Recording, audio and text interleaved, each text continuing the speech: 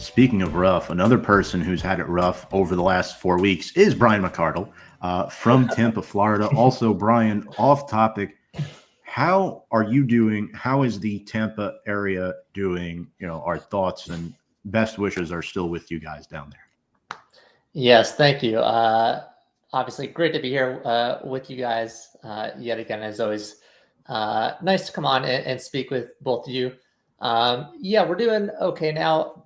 It's pretty much cleanup crew time at this point. And I say this as like a bomb cyclone is taking out the West Coast right now in Oregon and Washington. But yeah, a lot of the problems are fixed. We're just waiting for a cleanup because that has to go through all the regulations through the city and FEMA. So a lot of trash on the side of the road here, but as far as damage, everyone, power's back and everything is pretty much good. So. Absolutely. Very happy to hear that. Andy says our favorite Florida man. Correct. Hope my family didn't just hear that. Brian, we exhausted this topic earlier on in the show, but I just want your thoughts on it from an outside fan's perspective. It's no old news here. Daniel Jones has been benched for Tommy DeVito. Are you surprised, not that he was benched, but that he was the Giants starter for nearly 6 seasons?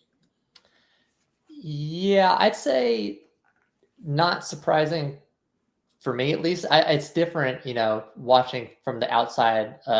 Again, I don't know what Tom has said, but most of my focus is on college football. So, I saw him a lot more at Duke than I've watched him with the Giants. But yeah, the reality is, even though I don't think he was the QB for you guys, for the long run, the QB market is just so tough. Obviously, one of the most sought after positions to get, the guy. There's several positions for that, but the QB is touching the ball more than anybody at any given time. So you want to get that guy that's going to be there and hopefully be, your next Peyton Manning or your next Brady. But unfortunately, those are far rarer to find than they are, finding, some duds or some guys that, just don't pan out who are kind of mediocre, which I think is kind of where Daniel Jones has fallen here. The way I would put it is he's just a bit of like a milquetoast QB. He's good enough that the front office could look at him and say, all right, he might develop into someone that we can, take that next step, sign that next big contract with, and he's going to get us, deep in the playoffs. But he's also at the same time, not bad enough to say, all right, we need to get rid of him right now. So it's kind of this dichotomy of what do we do here? How long do you want to keep rolling the dice? And I don't want to say wasting time, but, spending that time to seeing if it pans out. Yeah, you just explained the last 3 years of my life, Brian. And I mean, you guys are, you don't have this Peyton Manning quarterback right now, but you do have Baker Mayfield, who I really love. I think he's a great quarterback. And you guys are going to be coming off the bye. There's some people that are going to be coming back, including Mike Evans. What kind of predictions do you have for the second half of the season for your team? Yeah, it's rough because obviously you never want to come off a 4-game losing streak like this, but the bye does obviously help out in the sense that it obviously stops the bleeding, which is nice, but it gives everyone the time to settle in and sort of get the wheels running in a different direction. As far as predictions go, I do think we'll be okay. Maybe to slide in at the very, very bottom half of the playoffs there. Obviously, still a lot of important injuries for guys that you want in your squad if you want to make the playoffs and at least compete in the playoffs. But the one thing that gives me a little bit of hope, I guess, is that the teams that we do have to play going forward after this bye week have a combined record of 24-47. So, you never want to take any game for granted, but it is nice that a lot of those teams aren't, at the top of the league right now, and it gives you a little bit more hope than if you're going up against all the big boys.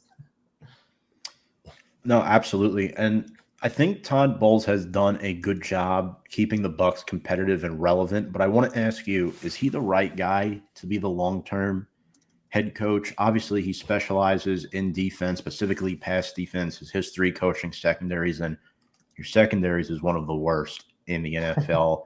I think Bowles is a good guy, excellent defensive mind, but just overall, what are your thoughts on him as the head guy moving forward? Yeah, I'm kind of in the same boat as you, especially with how you worded that. He is nice. I think he's a good guy. I don't know if I would have ever run with him as the head coach. It kind of just rubs me the wrong way how he was appointed. I understand that Arians was very close to him, and he wanted Bowles to take that next step, get back into the head coaching role. But to me, that's just not how you do it. If you're like a high school program, that's how you do it. Like the head coach kind of hands it off to a guy that he recommends. But if you're an NFL team, there's only 32 of them, and you shouldn't be filling it with a guy who's been, I would say, mediocre.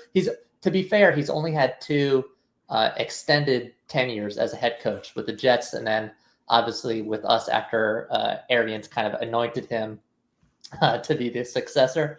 But yeah, I think he's only really ever been good at that defense. And now that he's focusing on both sides of the ball as the head coach, the defense has suffered, as Tom has just pointed out. Our secondary is not very great. So yeah, to me, I think his ceiling is either as a mediocre head coach or as a very good defensive coordinator. And he needs to be the one to decide that. Obviously, no head coach is ever going to want to say, hey, this is too much for me. Maybe I should go back to just being a coordinator. But that'll be for the next team who takes him, after he leaves the Bucs eventually, to decide. But yeah, like I said, his 2 tenures that he's had as head coach, the Jets and us, something to keep in mind here is that he hasn't performed very well as time goes on. As far as the progression goes, he's only done about equally or worse as seasons go on. So to me, I look at that. If your records continue to get worse, to me, that looks like, okay, you inherited the previous team, which for us was very nice for him because obviously, Brady and a lot of those guys that he brought in. But if you can't, bring in your own guys and build something, around your own thoughts, your own program, your own playbooks, that kind of thing, it's concerning to me. And, if you keep getting worse and worse, I don't know how long you want to keep someone around like that as your head coach. Yeah. And I mean, someone he brought in, though, Baker, is I'm just going to keep bringing it back to Baker here because that's my guy. He's been pretty consistent this past season despite losing these, big pieces in Godwin and Evans. And he's been utilizing one of our past guys, Sterling Shepard, who we miss very dearly. But what do you think it is about Baker's play that keeps him so consistent this season? Yeah, I mean, I think he's just very adaptable. That kind of got overlooked in college because at Oklahoma, he was like one of the top dogs, obviously, in all of college football. So there's a huge hype train around it. Oklahoma is obviously a very big program. I don't think he was ever like elite in any specific category, though, in college or now. But he's very adaptable. He's very scrappy. He'll do the dirty work, to make sure that the offense is getting those yards. Continuing those drives. He's thrown more interceptions this season than I would like. I'm sure more than he would like also. But yeah, he's lost so many top targets. Like you said, he does have Sterling Shepard there on his side, which is, it's nice to have someone that you used to play with back in the day. Obviously, Sterling Shepard also at Oklahoma with Mayfield. So, there's a little bit of chemistry that, was there before he even got on the field with him. They knew each other. The interceptions is the only thing that really bothers me right now. But to that, I'll say in the way that the league has trended more towards being a pass forward offense, especially like these last 3 or 4 years under like, Mahomes, Allen, those guys that are just slinging it. If you're throwing it that many times, there's going to be interceptions. Mahomes, who's probably, you guys can argue with me here, but I think he at least has an argument to be the top QB in the NFL right now. He's tied for the league lead in interceptions. You got Jared Goff, who has 9 interceptions, which is how many Baker has. So when you're throwing it that many times, you're going to throw some interceptions, and he's missing so many targets. I don't really fault him too much right now. Yeah, it's a good point to make, too, that he might be getting Mike Evans back. But one guy who's really stepped up for you guys this year, Brian, is Bucky Irving. And that's huge because it's allowed Rachaad White to be more of that receiving back specialist, especially with the injuries to Evans and Godwin. We talked about Bucky last year at Oregon, playing with Bo Nix, right? How has he emerged so quickly despite being a third-round pick? Because we always knew this guy was good. I mocked him a lot to the Giants last season to be Saquon's successor, but my gosh, he's really, really good between the tackles guy. He doesn't make many mistakes, and I think having a good running back like that you can lean on is beneficial. Yeah, it's sort of like a two-step thing here. First of all, guys coming out of Oregon, especially in those roles, like running back, are always going to be elite athletes. That's just how they recruit out of high school. They want the fastest guys. They want the most athletic guys. So it's kind of hard to rate someone coming out of an Oregon squad, especially obviously now they're in the Big Ten, which will be interesting to see how, recruits coming into the draft are rated differently. Because obviously Big Ten, a lot bigger, a lot tougher. They're running different schemes. Oregon was able to basically do anything they wanted in a Pac-12 offense-wise because it's not a defense-first conference in college football. And then the second thing, I guess, I'll say this. As far as rating them goes, I rate both of them fairly equally between Bucky Irving and Rachaad White. I think they're both really good. They're both a little underrated going into the draft. So I think Irving taking over early, it looks like this is what's going to happen. Irving is going to take over as, the main carrier. That's sort of how it's been training these last few weeks. It feels like it's more of a coach's intuition type of thing because they're a little different. I think Irving's probably got a higher top speed, definitely got quicker acceleration than White. But to me, I think they're equal. They've both done very good. The one thing that I do not like about the situation is that when Irving takes over as, the main load carrier, it kind of tips your hat a little bit to the opposing defenses that when White is in there, it's more likely that that's going to be a passing play because he has about 50% more completions out of the backfield than Irving has been getting from Baker. So to me, I would prefer if we kept White in there as the main carrier as well. But like you said, he's sort of come out of nowhere. It's hard to judge running backs. So saying he's third round, we see a lot of third round running backs who become superstars and a lot of first round ones who crash out. So always hard to rate running backs. But yeah, I agree with you, Tom. He's definitely put up production that I wasn't typically, looking to expect out of a first year guy. Another guy that's been getting targeted a lot in that offense is Cade Otton as a tight end, and I feel like he's been kind of lingering on this offense for quite a number of years at this point. Do you feel like he's stepped up and they've kind of tapped into his potential finally as like this tight end number one, possibly a top 5 tight end in the league? Yeah, I mean, definitely. His production has obviously skyrocketed with all the injuries, so he's been kind of forced into it. But listen, I think that's been a good thing. Tight ends, unless you're like a top tight end, they kind of get overlooked. Especially, I don't want to like toot our own horn, but I think our receiving core is really, really good. We've got a good mix of different types of weapons. Sometimes Otton did get overlooked as far as getting looks from Baker goes. Yeah, do I think he's gonna be a top tight end? What did you say? Top like 5? Top 5, yeah. Um, that's kind of tough. You got, I mean, just off the top of my head, like Kelsey, Ertz, Kittle, Bowers is young. I'll throw an Ertz in there.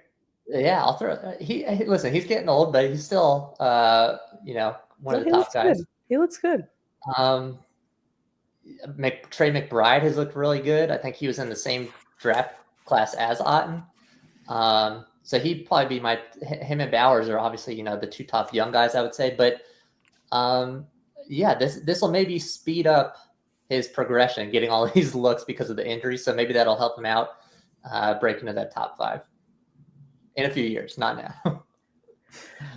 Do you think that there's anything defensively that the Bucs need to do in order to dethrone the Falcons? Because I feel like this division's funny. It's like they could get there because the Falcons do look like kind of garbage this past weekend. Yep. Yeah, I mean, True. our division has been pretty garbage for a few years, so Yeah, true. that has kind of helped us out in terms of winning the division, getting into the playoffs. But yeah, as far as defensively, we're middle of the pack in rush yards per game, which is usually where we fall, unless we're going back to like the early 2000s Bucs. Unfortunately, we're not. But yeah, the secondary, which Tom brought up earlier, and I've brought up to him in the past. I think in probably the last 3 draft day shows that you guys have done with review and preview. I've said how much I dislike our secondary. They're 30th in pass defense, so we give up almost 265 yards through the air. And when your team's already super banged up, especially in the secondary, where that's our worst. It's not very helpful to let your opposing offenses extend their drives like that and keep your defense on the field even longer. So, yeah, I don't know what the fix is at this point in the season. They just, really need to lock in, hope the guys stay healthy and make sure they're getting off the field. Because the secondary is definitely not top tier, is what I'll say. Yeah, and if you're the Giants, you want guys like Malik Neighbors, Wan'Dale Robinson, Theo Johnson to take advantage and exploit that. And the problem is we haven't had the quarterback play that's been good enough to be able to get those guys the ball consistently. And speaking of quarterback play, Brian, last question before we finish up with our keys and predictions here. We've been talking about this every week. The new college football playoff, 12-team format. How will this impact draft boards specifically for quarterbacks and scouts of teams that are searching for QBs, right? So like the Giants, the Browns, the Titans. These quarterbacks could still be playing college football less than 3 months before the draft. And now that whole process could change, and it could change the way teams evaluate as well, because you have a guy like a Curtis Rourke from Indiana who's getting more exposure now, 12-team playoff. And then one other example would be Jackson Dart as well, a guy for Ole Miss who would not be talked about as much, in my personal opinion, if it was just a 4-team playoff. Yeah, it's a difficult question to answer because, like you said, that's a quick turnaround. Going from, college football playoff to spring training.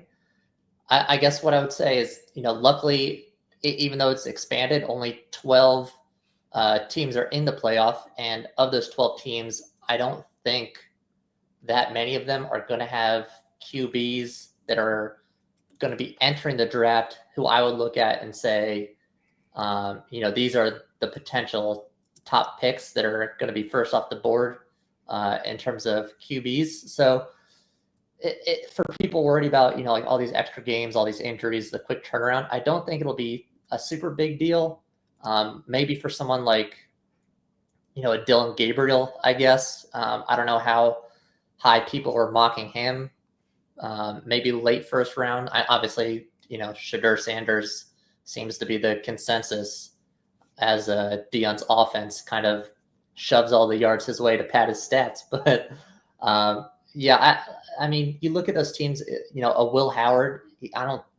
No one's picking Will Howard in the first, second round. So I don't think it's too much of a concern as far as that goes. But we'll see. What I would say to the positive is that a lot of these guys that you just mentioned, your Rourkes and your Jackson Darts,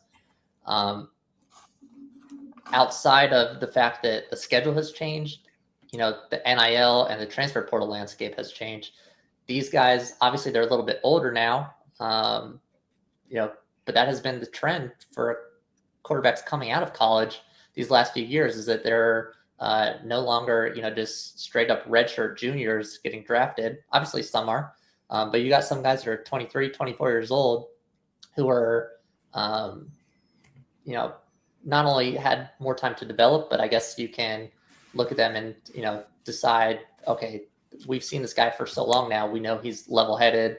We've seen his skill set, so we can trust him a bit more. And, that especially is going to benefit someone like Curtis Rourke, who, comes out of, where was he? The Ohio Bobcats, I believe. So, no one was getting, looks at him, and now look at Indiana, playoff team, top 5 in the nation.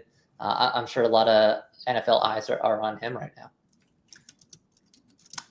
Definitely. And yeah, that's true too. I think it could benefit teams in the playoffs. Also, thank you, Barbara Kelly, for the comment.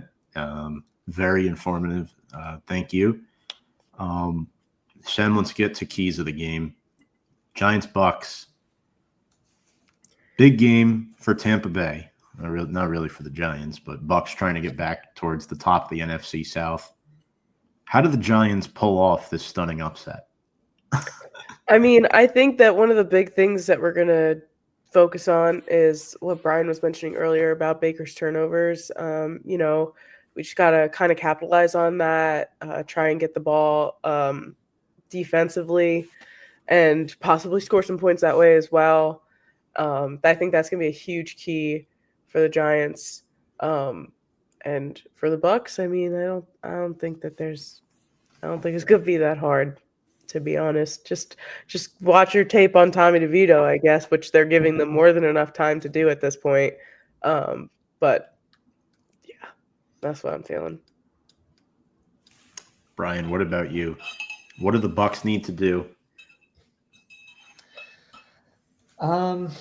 I mean, my biggest concern, I guess, is the pressure. Like I said, Baker does well with what he has available to him, but I'm concerned about the pressure that you guys get, especially in the interior.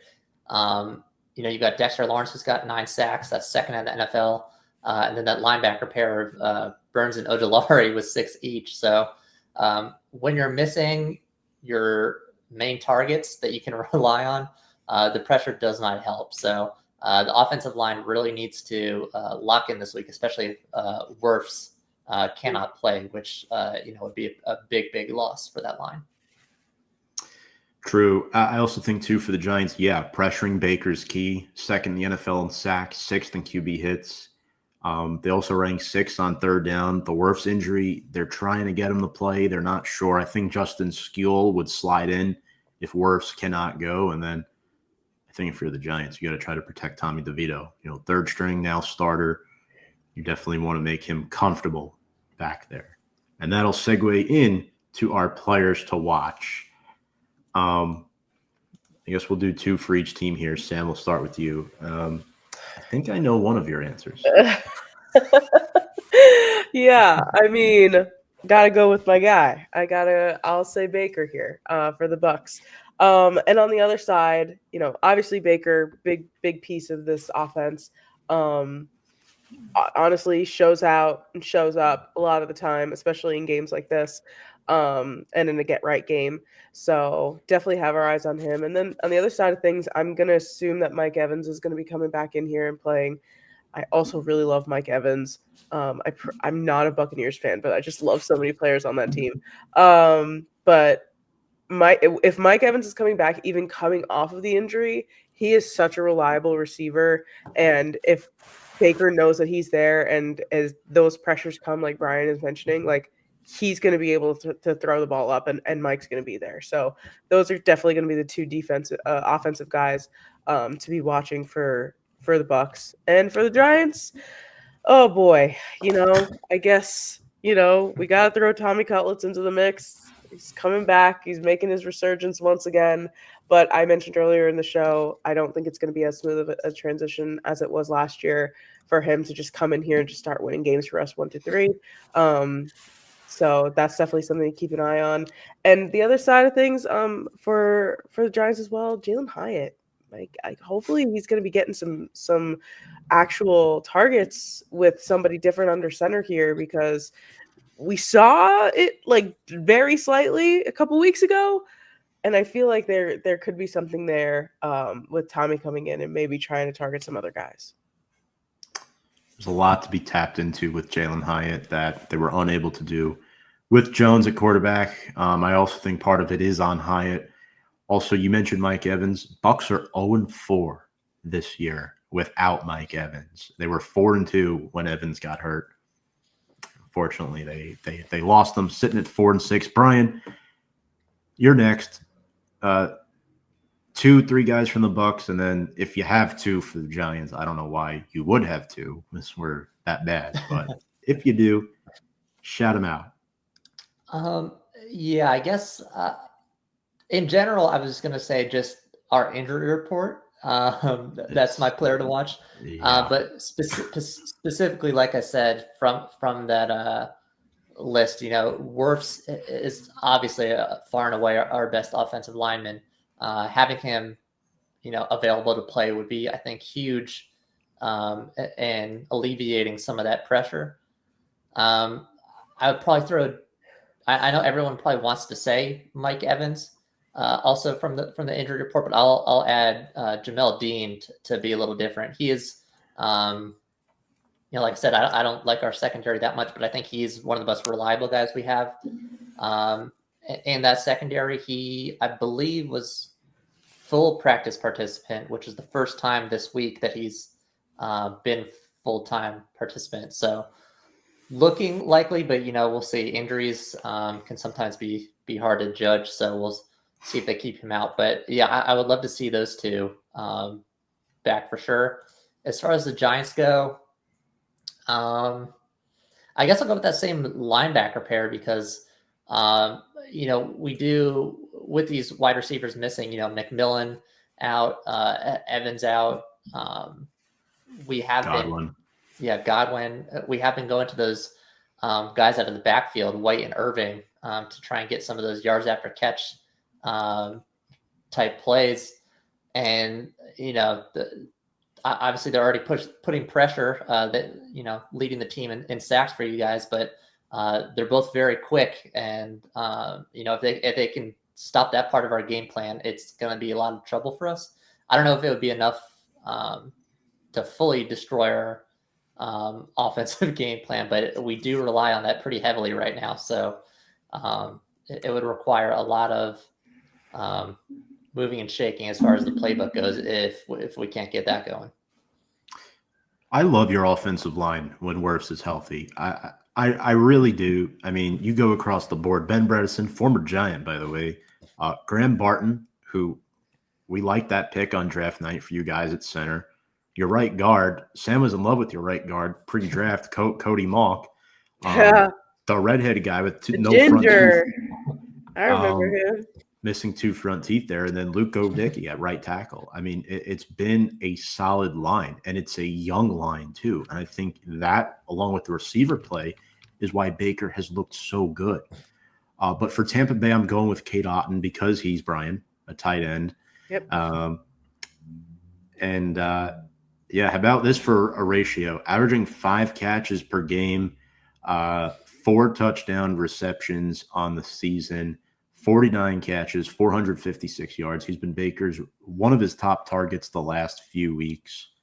And looking at Cade Otton's split stats too, it's very, very impressive. He has, on average, since entering the NFL, 21 receptions per every drop, which is a better number than most at the tight end position. So that is another solid ratio, Brian. Love it. But yeah, and then look, I mean, I wouldn't be worried if I were you, Brian, about your D line. You know, you got Kalijah Cansey and Vita Vea, Levante David's mainstay, but your whole secondary I'm watching. Did you not make Antoine Winfield the highest paid safety in the National Football League last year? Like, he's getting that much money, and the secondary is atrocious. It's atrocious. I don't remember if it was that, but it wouldn't surprise me, honestly. Yeah. But yeah, certainly, whatever it was worth, the production has not been worth that contract. I'll say that. And then for me, for the Giants, I'm sticking with, you know what? I'm going to go 2 on offense: Tyrone Tracy and Malik Neighbors. And here's why. Malik has not scored a touchdown since week 3. He will this week against Tampa's soft serve secondary. No disrespect, Brian. Our secondary is worse. It's not even soft serve level. Yeah, look, he's due to score, right? I mean, he was drafted 6th overall for a reason. He has to score. DeVito at quarterback, I think he does. Also, Tracy, the Bucs have surrendered 9 rushing touchdowns this season. I think Tyrone Tracy Jr. has solidified himself as the top rookie back in this class right now. He leads rookies in rushing. And then defensively, Drew Phillips, highest graded corner in the NFL this season as a rookie. I just highlighted 3 rookies, Sam, as our players to watch. Amazing. That's the future of this team. Great draft class. Yeah, great draft class. It's 9:05, Sam. It is time to make our game predictions before we sign off. You can go first. I'm going to say that maybe I'm just feeling a little salty, but my faith in Tommy DeVito is not at 100% quite yet. I do think that the Bucs are going to pull out this win. Both of them are coming off the bye, but the Bucs, I think, are coming off a stronger bye. I'm going to say 26-21 Tampa Bay, and the Bucs will cover the spread. Brian? Yeah, I think we somehow do pull up the win here. I think the bye week will be probably more favorable for us because a lot of those guys on injury, it's going to be really helpful in getting, I hope, at least half of the big boys back. As far as score goes, listen, here's the thing. I know in the notes you're kind of talking about the points allowed, all that as far as the Bucs go. We've allowed so many points in the last 6 games. It is unbelievable, and I think it trumps the fact that you guys have not scored 20 points per game in the last, 5 games or so? So with how bad our secondary is, I think you will surpass 20 points on us. But we edge it out by maybe 6 or 7 points here. So I'm going to go a bit of a high scoring one. Let's say 31-24. All right. Yeah, for me, I'm going 34-17 Tampa. Chase McLaughlin's one of the best kickers in the NFL. I don't think the Giants hit that 20-point mark. I don't. I think there's going to be some tough sledding off the bye. I have to talk low about this team right now. I have to start talking about the Giants like I do the Mets, and they'll perform. That's usually when they do perform, when I start going super low with them. But yeah, I think Tampa's fine. I think they look like a playoff team this week because they're playing the Giants. And yeah, I think Baker will probably finish the season with the most touchdown passes in the NFL, which is crazy to say, but at the same time, not so crazy when you have Evans, Otten, you had Godwin the first few weeks, Rashad White with 4 at the running back position. All great stuff. Brian, before we let you go, where can people find From the Stands US to get your weekly college football content? Of course, we're already 12 weeks through the season, but if you want to see a little bit of college football content, a little bit more of that guy right up there, Tom Scavetta, he co-hosts with me, and our boy Andy Hopper as well. You can find us at From the Stands on YouTube, From the Stands US on Twitter. I just made a Blue Sky account. Seems everyone is starting to move over to Blue Sky, so we'll get that going. And yeah, if you enjoy college football, you like to see the talents that may be on your New York Giants in the coming years, come check us out. Absolutely. And quickly want to shout out the goofballs here for commenting. Appreciate you guys. Most excited he's been seeing someone on a bench since watching Forrest Gump. Wow. Sam, any parting words before we sign off for Giant fans? Just do the thing. Hang in there. Just hang in there. That's it. Yeah. There we go. Yep. Saw a Facebook post from 2011 that I made. Very optimistic and hopeful about the Giants. I just shared it on my page quickly before we sign off. I know we've gone over tonight, but I just want to read what it says. There's my profile. So I put a heart in the post. I mean, I was a teenager. Let's go Giants with a heart. November 20th, 2011. And Brian, did you know we've been Facebook friends for 4 years now? That also came up on my wall like an hour ago before you came on. Like that's not just random. It's like they knew these guys are working together tonight. Let's throw some more. The algorithm. Curveball. Zuckerberg's on the ball. Oh yeah. He is. But folks, if you like watching Big Blue Avenue, this is where you can find Sam and I every single week on Twitter, Instagram, YouTube at Big Blue Avenue. Thank you, Brian, for following our ticker there. Best of luck to your Bucs this weekend, but not too much. On behalf of Brian McArdle, Sam Cardona, and Norberg, I'm Tom Scavetta saying good night. And without further ado, we're still going to say it. Let's go Big Blue.